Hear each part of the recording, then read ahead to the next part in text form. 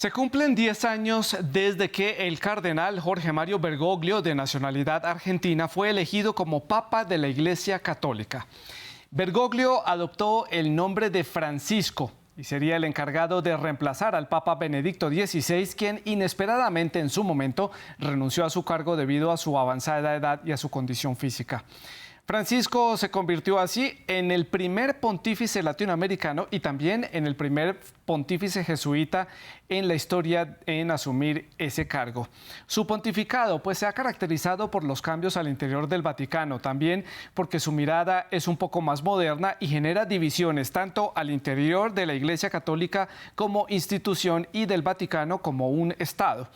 Ha visitado 60 países en 40 viajes a lo largo de estos 10 años, principalmente países con serias dificultades y problemas internos como lo son, por ejemplo, la República Centroafricana en África y Sudán del Sur. A lo largo de esta década, Francisco ha hecho frente también a diferentes crisis como esas innumerables denuncias de abuso sexual por parte de integrantes de la Iglesia Católica, también las denuncias de muerte de menores de edad en residencias administradas por la Iglesia Católica tanto en Canadá como en Irlanda. Y ha debatido sobre temas muy controvertidos como por ejemplo el aborto, la homosexualidad y también ha tomado ciertas posiciones frente a algunos gobernantes, ya veremos cuáles. También ha sido testigo del inicio de conflictos como la actual guerra en Ucrania y del paso de una devastadora pandemia como lo fue la pandemia del COVID-19.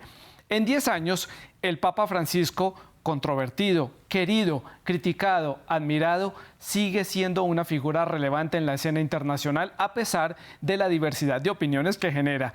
Por eso hoy en el debate de France 24 vamos a analizar esta primera década del Papa Francisco, sus luchas, sus logros, sus aciertos, sus desaciertos frente a la Iglesia Católica. Para analizar este tema hemos invitado a Álvaro Ramis, él es teólogo y rector de la Universidad Academia de Humanismo Cristiano. Se conecta desde la ciudad de Santiago, capital de Chile, y desde la ciudad de Viña del Mar, también en Chile, se conecta Pedro Pablo Achondo Moya. Él es teólogo, asesor de comunidades, especialista en ecología integral y teología latinoamericana. Recuerden ustedes, nuestros televidentes, que también son parte de este debate. Ustedes pueden dejar sus comentarios y sus preguntas a través de las redes sociales. Estamos en Twitter, en Facebook, en Instagram. Nos encuentran como @France24-ES. La etiqueta para que dejen los comentarios, numeral el debate F24. A mí en Twitter me encuentran como @Santilogo. No olviden también que todos los contenidos de este programa están disponibles en Apple Podcast, en Spotify, en Deezer y en TuneIn. Pues comienzo entonces dándole la bienvenida a Álvaro en la ciudad de Santiago, la capital de Chile, para comenzar. Álvaro, como punto de partida para este debate, ¿cuál es el balance que usted hace a grandes rasgos de estos primeros 10 años de pontificado de Francisco? Bueno, yo quisiera resaltar que es un hito importante para América Latina. Más allá de la figura de Francisco y de su relevancia para la Iglesia, es relevante para América Latina que un latinoamericano tenga una estatura y un rol de gobierno global. Hay pocas personalidades o figuras latinoamericanas que han podido tener esta relevancia. Podríamos decir que existen latinoamericanos universales en el ámbito de la ciencia, de la cultura, de la poesía, de las artes o del fútbol, un Pelé, un Maradona, un Messi, pero tener a alguien a cargo de una institución que influye en la vida concreta de las personas en todo el mundo al mismo tiempo, desde África hasta Estados Unidos, desde Europa hasta América Latina, es algo inédito y creo que eso es importante de valorar. Respecto al proceso que ha llevado adelante el Papa Francisco, yo creo que es esa ambigüedad de tratar de hacer cambios en una institución que parece resistirlos. O sea, a mí me da la impresión de que el Papa está 3 pasos adelante y la Iglesia como entendida como institución, los obispos, el clero, pareciera estar solamente uno adelante o incluso a veces un paso atrás. Sí. Y esa es una marca de este pontificado. Ese es un tema que vamos a analizar más adelante aquí en el programa. Le doy la palabra a Pedro Pablo en la ciudad de Viña del Mar. También el mismo punto de partida. ¿Cuál es el balance que usted hace de esta primera década de pontificado de Francisco? Bueno, aprovecho de saludarte, Santiago, saludar a Álvaro también. Sí, yo me sumo un poco a las palabras de Álvaro. Creo que el balance sumando, restando, que siempre es complejo, ¿no? Sería positivo. Desde el punto de vista eclesial, incluso, sí, más allá de las barreras de la iglesia, Francisco ha traído esperanza, ¿no? Son 10 años de un aire de renuevo, un aire de frescor. em, por un lado, por ser latinoamericano, sin duda, pero también por las ideas que él ha traído, por los temas que ha colocado. Entonces, yo partiría diciendo que es un saldo positivo. Evidentemente, imagino que vamos a hablar, hay temas pendientes, pero de que él marca una pauta de renovación y de una oxigenación a la iglesia, no me cabe ninguna duda. Pedro Pablo, continúo con usted para hacer la ronda a la inversa. Hablemos entonces de ese aire renovador que usted ha dicho en su comentario, ese aire más moderno y también un poco con ese sentido latinoamericano que le ha dado el Papa Francisco a la Iglesia Católica. Y ahí mismo también le añado, ¿cuáles pueden ser como los grandes logros que ha tenido el Papa Francisco a lo largo de estos 10 años que usted pueda recordar? 3 o 4 grandes puntos que usted pueda resaltar.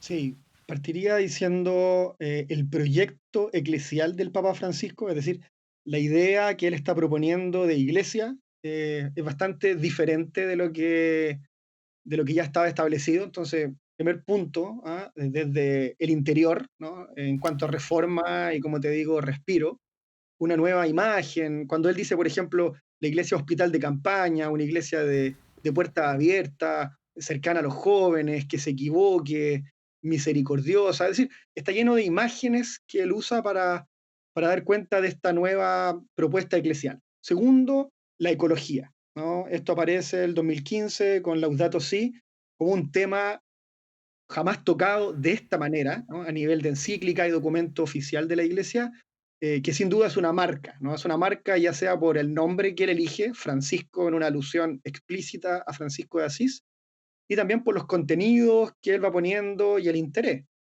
Ese es un segundo tema. Después yo diría el tema político, ¿no? Un papa que ha intervenido o ha querido dialogar, ha querido ser intermediario en un montón de conflictos sociopolíticos fundamentales, ¿no?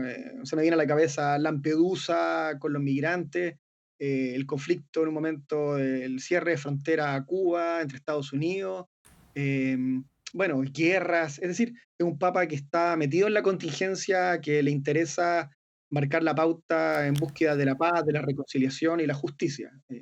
Esos tres temas te Sí. podría decir por ahora. Álvaro, su opinión, adelante. Sí, coincido con Pedro Pablo y además resaltaría los temas internos de la curia romana. ¿Ya? Creo que él ha asumido la necesidad de una reforma a la estructura de poder interno de la Iglesia, el Banco Vaticano y todos los problemas que ha tenido que enfrentar respecto a problemas históricos de blanqueo de capitales, problemas que están arraigados en gestiones anteriores y que él ha tenido que cargar con la pesada mochila de limpiar las finanzas en ese ámbito más oscuro. Otro elemento son tratar de asumir la crítica respecto a los abusos sexuales del clero. Y en ese ámbito, obviamente, los resultados son mediocres, son ambiguos, pero no ha faltado voluntad. Creo que ahí se ha topado con las limitaciones de una institución que no da el ancho a la hora de asumir sus propias consecuencias de sus propias decisiones generales. Hay un tema, por lo tanto, pendiente, pero que creo que la acción del Papa Francisco en general yo la valoro, aunque obviamente la Iglesia Católica en eso todavía tiene mucho que avanzar en reconocimiento, en generar condiciones de reparación a las víctimas y de establecer también verdades oficiales. Álvaro, en ese sentido, ¿qué tan a la par están marchando esas propuestas del Papa Francisco, esa renovación, ese cambio, ese nuevo aire que le quiere dar a la Iglesia Católica como institución y la velocidad con la que se mueve justamente la Iglesia Católica al interior y todo lo que se mueve dentro del Vaticano para tratar de renovar, actualizar o por lo menos darle una especie de actualización a la institución como tal en torno a los debates que se dan en la sociedad actual, en posiciones que tiene también el Vaticano y la Iglesia frente a discusiones que se dan en diferentes rincones del planeta. Van a la par, el Papa le cuesta mucho y tiene que jalonar mucho al Vaticano y a la Iglesia para que den un paso, para que puedan tomar una decisión y mostrar ese aire, digámoslo así, de un poco más de modernidad. Así es, y además eso tiene una variable geográfica. La Iglesia Católica es una institución global, una de las instituciones más grandes del mundo. Estamos hablando de 1.300 millones de personas que se adscriben al catolicismo. Y hay países, tal vez como Alemania, por ejemplo, que va más adelante que Francisco, que exige avanzar muy rápido. Hace pocos días vimos que a partir del 2026 van a comenzar a bendecir parejas gay. En cambio, en otros países, por ejemplo en Polonia, en Hungría o en algunas zonas de Estados Unidos, la iglesia pareciera querer involucionar, ir mucho más lento, incluso volver atrás. Entonces, armonizar esas dificultades de países que quieren avanzar más rápido con otros que parecen ir muy lentos o tal vez para atrás, es una difícil misión. El Papa justamente lo que trata de hacer es mantener la unidad de una institución tan amplia, tan grande, de escala global, con países, con intereses, con visiones internas muy disímiles. Pedro, su opinión sobre esta velocidad entre estas dos pares, entre estas dos piezas fundamentales que son el Papa y la institución y el Vaticano como tal. Y yo a eso le añado otro factor que eso viene tal vez del lado de los seguidores de la Iglesia y es si hay un cierto grado de crisis de fe o de admiración hacia la institución que el Papa todavía no ha logrado reversar, se sigue perdiendo la cantidad de feligreses. Hay datos que así lo revelan. Sí, voy a partir por atrás. A ver, yo creo que hay que hacer una diferencia que no siempre se hace y a veces ni siquiera se entiende, que tiene que ver entre la Iglesia como institución, que es lo que tú me estás preguntando, porque estamos hablando del Papa, ¿no? Digamos, del obispo de Roma, y que a su vez hace de cabeza de los obispos y de alguna forma la cara visible del catolicismo latino, ¿no? Eh, pero otra cosa es el seguimiento de Jesús. Entonces, cuando hablamos de fe, yo creo que hay que hacer esa distinción. Es decir, la fe en Jesús, yo no sé si se ha diluido, se ha perdido, está deambulando sin rumbo, no lo creo, ¿no? Yo veo que todavía hay testimonio, hay testigo, hay pasión y finalmente hay amor, ¿no? Digamos, en el vínculo con Jesús de Nazaret y el proyecto del cristianismo en general. Otra cosa es la iglesia. ¿Te das cuenta? Yo sé que es una distinción difícil de hacer e incluso hay debate interno si es que es posible hacerla, ¿no? Yo creo que sí, sí se puede y hay que hacerla, porque efectivamente hay una crisis, digamos, respecto de la pertenencia a la institución eclesial. Eso no me cabe ninguna duda. Y la gente, de alguna manera, no quiere participar de una iglesia que se manifiesta como abusiva, es decir, o como cómplice de abuso, una institución que es poderosa, que maneja una estructura milenaria, pero al mismo tiempo pesada, gigante, más parecida a un imperio. Entonces, ahí está el tema, ¿no? Es decir, finalmente esta iglesia con este ropaje y todo lo que conocemos nos permite conocer a Jesús de Nazaret, nos permite acercarnos al mensaje del cristianismo o no. Y si la gente responde que sí, bueno, sigue adelante. Y si la gente responde que no, entra en crisis y finalmente se desvincula afectivamente de la iglesia institucional, pero sigue participando desde su fe en comunidades cristianas, sin duda, en el seguimiento de Jesús. ¿Entiendes? Entonces, ahí hay un tema así interesante que afinar, ¿no? En la discusión que estamos teniendo. Después, para responder lo segundo rápidamente, eh, creo que en ese sentido Francisco sí busca que nos acerquemos a Jesús, sí busca que no se pierda esa adherencia, pero al mismo tiempo él está dentro, y no sobre todo dentro, digamos, él es la cabeza de esta institución que te estoy comentando. Entonces, yo creo que Francisco está ahí, ¿no? En una tensión interna, Sí, Álvaro lo decía, muy profunda, ¿no? Él no claro, puede hacer mucho más de lo que ya ha hecho. Y eso es lamentable, porque yo creo que él tiene buena idea, tiene buena voluntad, pero al mismo tiempo sigue siendo el Papa. claro.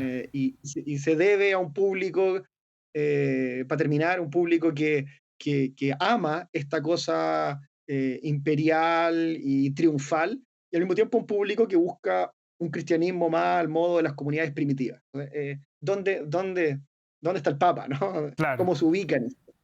Sí, me quedo con lo de una tensión, Pedro Pablo, porque eso me lleva a esa tensión interna, porque justamente hace 10 años, cuando Francisco llegó para iniciar este pontificado, Álvaro, muchos decían que este nuevo papa, en ese momento, hace una década estoy hablando, no representaba justamente a esos obispos y a esos cardenales al interior del Vaticano, que para nadie es un secreto todas estas movidas medio truculentas que hay dentro del sistema financiero que tiene el Vaticano, los bancos, quienes depositan allí el dinero y lo que representa esto para la desaparición de capitales a nivel internacional, etcétera, tema aparte que no vamos a debatir, pero que el Papa Francisco sí representaba al pueblo, no representaba estos intereses de los cardenales y los obispos. En estos 10 años, ¿el Papa ha logrado consagrar ese puente entre el pueblo y la institución? ¿Usted cree que lo ha logrado hacer, Álvaro? Yo creo que lo ha intentado, pero las brechas son muy grandes. Es decir, la relación, la distancia que también describía Pedro Pablo, ¿no? Entre la institución y la masa, el pueblo católico global, universal, es bastante profunda. Y el poder también de la institucionalidad católica muchas veces entra en contradicción con la necesidad de esa misma institución de renovarse y de relegitimar su rol en la sociedad. Entonces el Papa está sometido, digamos, a una misión imposible, renovar una institución que a su vez pelea por mantenerse en los factores que la llevan a deslegitimarse, que son el secretismo, la forma de gestión alejada, por decirlo así, del sentido común de la sociedad, con prácticas anacrónicas, y que ha quebrado, por decirlo así, la sintonía fina con las nuevas generaciones. Entonces, obviamente la pregunta que habría que hacerse es, ¿qué hubiera pasado si no hubiéramos tenido a Francisco en estos 10 años? Yo creo que la velocidad con la cual la Iglesia hubiera perdido relevancia y capacidad de legitimación en la sociedad hubiera sido mucho mayor. Es decir, Francisco ha mitigado los efectos de una larga decadencia, pero no lo ha logrado revertir porque sería una labor demasiado grande para un solo hombre. Claro. Eso creo que va en sintonía con mi siguiente pregunta, Álvaro. Continúo con usted para hacer la ronda a la inversa. Y es que particularmente este pontificado de Francisco ha dado espacio para debates que han sido muy álgidos en la sociedad en los diferentes países del mundo. Temas como, por ejemplo, el aborto, el matrimonio igualitario, la homosexualidad, justamente estos abusos, estas denuncias de abuso, que Chile fue un gran protagonista a nivel internacional de estas denuncias de abusos por parte de integrantes del clero a menores de edad, que son hechos que vienen de décadas atrás. Y el Papa Francisco ha salido a ponerle la cara en nombre de la institución a este tipo de problemas. Eso va en sintonía, creo, con lo que usted menciona. Esto también ha mejorado la imagen de la Iglesia. ¿Cree que ha contribuido en ese acercamiento con el pueblo, con la gente, mostrando una Iglesia un poco más abierta a escuchar, aunque claramente hay voces que lo siguen criticando por la posición un poco tibia, digámoslo así, que tiene sobre esos temas? Sí, por supuesto. Obviamente muchos quisiéramos que el Papa fuera mucho más rápido y fuera mucho más radical en sus posiciones. Sin embargo, debemos considerar que se trata de una institución tan amplia y tan grande donde debe armonizar ante todo el criterio de unidad en la diversidad.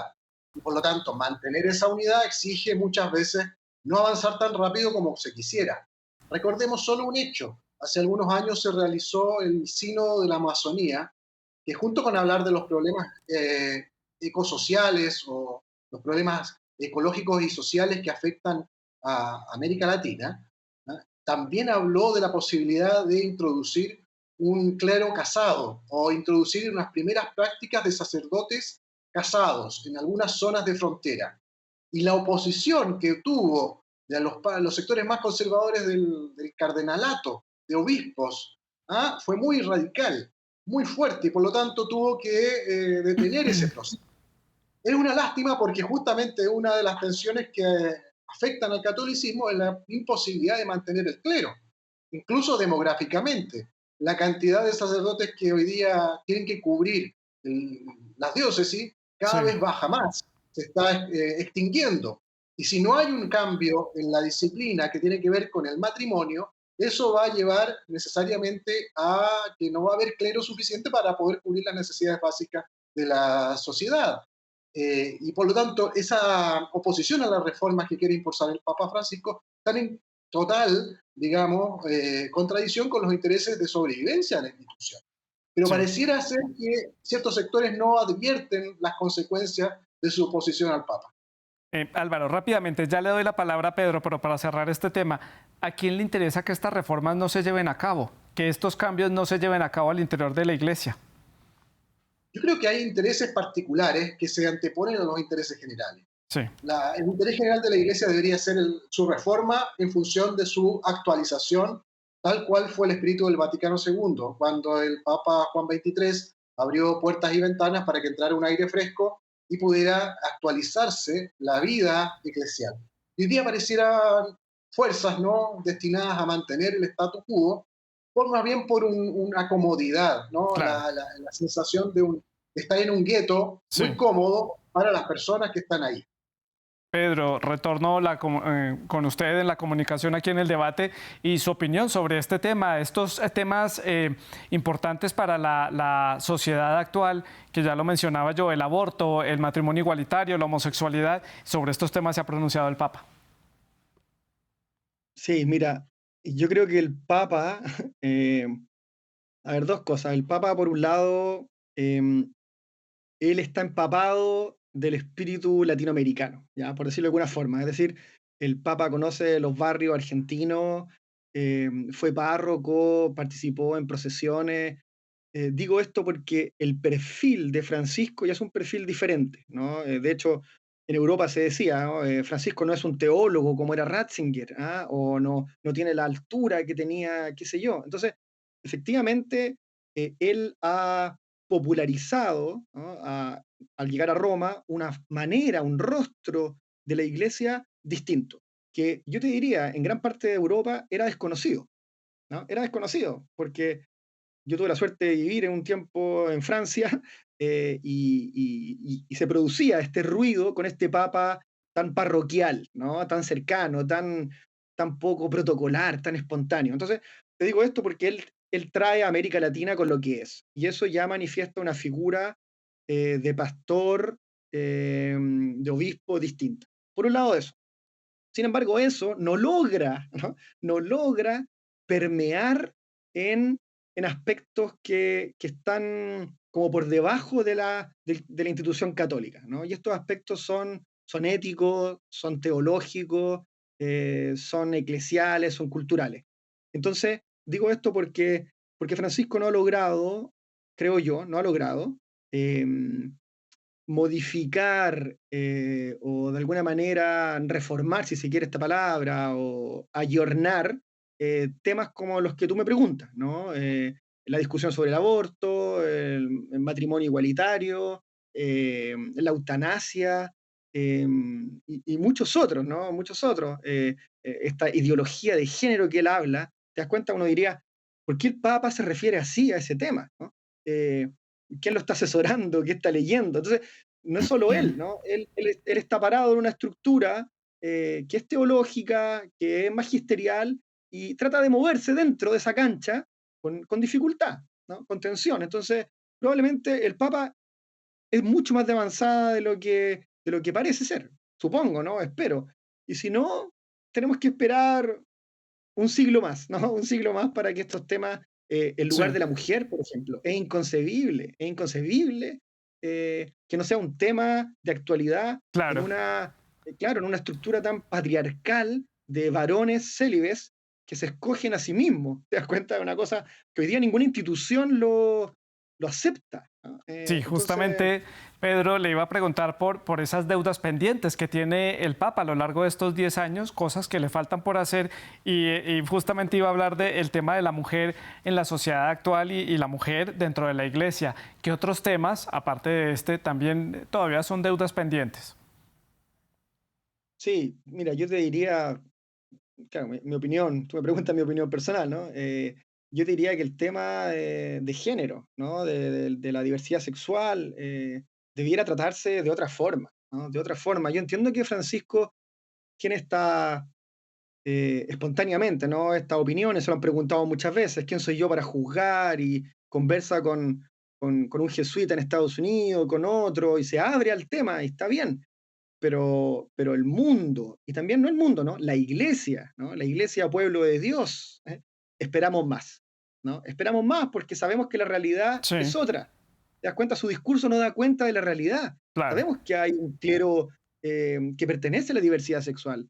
Entonces, yo diría que ese es un tema pendiente que hay que trabajarlo de otra forma, claro. pero insisto, eso requiere revisar fundamentos de la moral sexual católica. Hay que revisarlo, ¿no? Hay que ayornarlo también. Álvaro, su opinión sobre estas deudas pendientes. Sí, junto con lo anterior, yo destacaría la dificultad para la democratización de la Iglesia. Es decir, no puede ser que la estructura eclesial no aplique los principios de corresponsabilidad, de subsidiariedad, los principios de autogobierno de las iglesias locales. Yo creo que ahí hay un gran tema pendiente que permitiría tener una iglesia de iglesias, ¿ah? Que exista mucho más autonomía en las iglesias locales para poder definir ciertos temas, porque una institución tan compleja, tan diversa, va a poder avanzar en algunos lugares a un paso más rápido y en otros lugares tendrán el derecho a avanzar más lento. Y juntos permanecer en la misma institución eclesial. Pero esas tensiones entre Alemania y una iglesia en África que tiene otra concepción de la vida sexual, por ejemplo, no se va a poder gestionar en el futuro.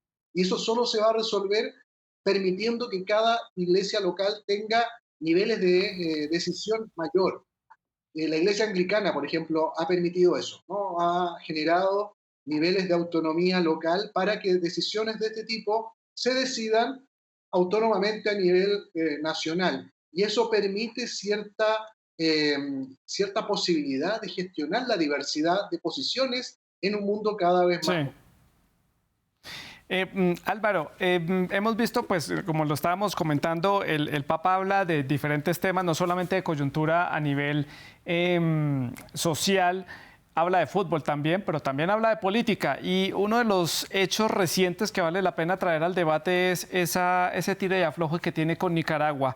El Papa calificó al gobierno de Daniel Ortega como una dictadura grosera. La respuesta de Managua fue cortar los lazos diplomáticos y a todo nivel con el Vaticano. Se mete el Papa también en temas que no le conviene pronunciarse, sobre todo cuando hay un tema de derechos humanos y de una población vulnerable allí en Nicaragua, y el Papa se lanza a hacer este tipo de comentarios. Yo creo que en eso ha sido una voz profética que ha acompañado justamente a una de las iglesias que más ha sufrido en los últimos años en América Latina.